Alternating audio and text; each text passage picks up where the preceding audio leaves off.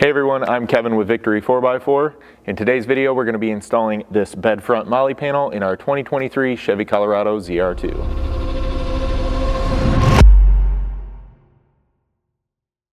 So here is the panel. It's a 3-piece panel that will need to be assembled. You've also got a handful of mounting brackets, which we'll go over throughout the video, as well as logo plates, which we're going to install first into the center panel section. So your stainless logo plates are going to be installed using the small number 10 stainless screws in your bolt pack. You'll take these and slide them in on the back side of the panel and start your hardware by hand. So those will both get installed in the same fashion using the same hardware, and then you'll need an 1/8 inch hex to tighten them up.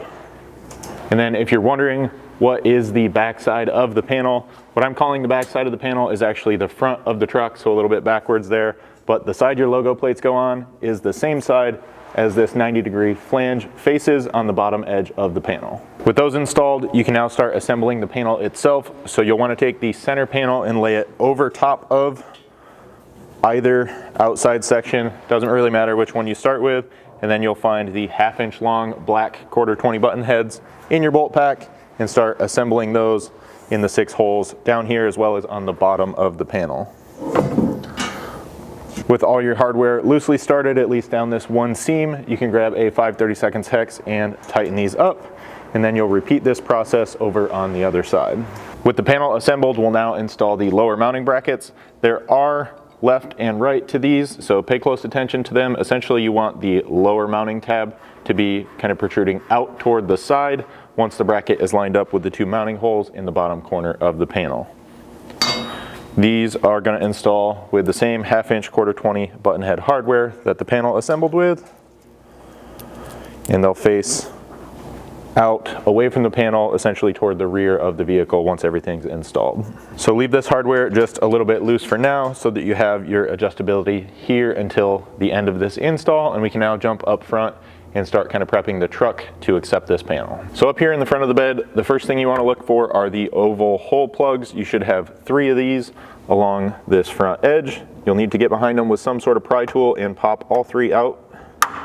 They come out relatively easily.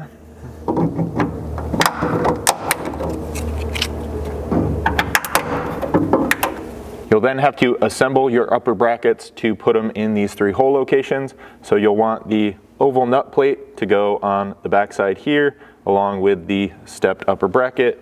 You'll then have to find the 5/16 black button heads in your bolt pack. You'll pass that through the bracket and thread it onto the nut plate.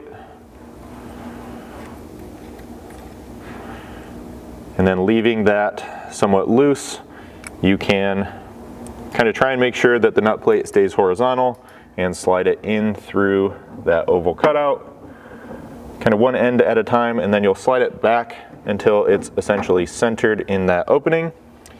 You'll then need to grab a 3/16 hex, and while pulling a little bit out on this tab to just kind of keep pressure on it and prevent that nut plate from rotating, you can carefully tighten this up.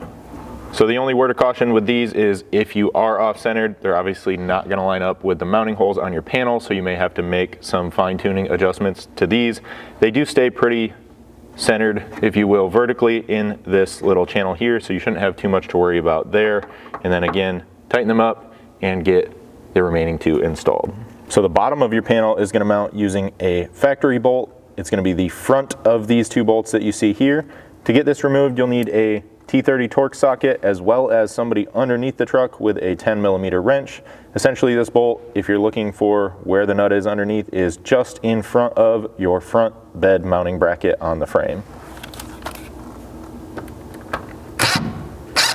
So these are what the nuts you're looking for underneath the truck are going to look like. This is one that we already removed, and then if your truck has a bed liner like ours, you may have to kind of contend with that being sprayed on the bolt depending on how thick it was sprayed.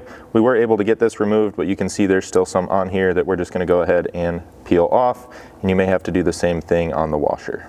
With those bolts removed on both sides, you can then slide the panel into place here at the front of the bed, lining up these lower brackets and then reinstalling this bottom hardware.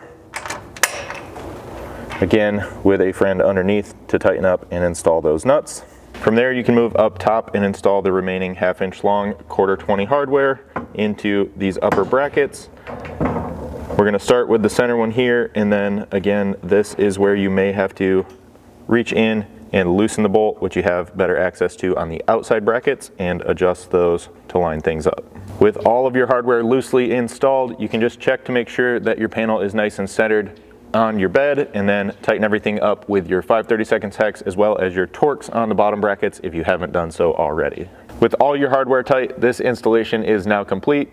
As always, if you guys have any questions at all about this install or anything we offer here at Victory 4x4, don't hesitate to reach out to us. You can always email us at info@victory4x4.com or call us at 269-459-8447.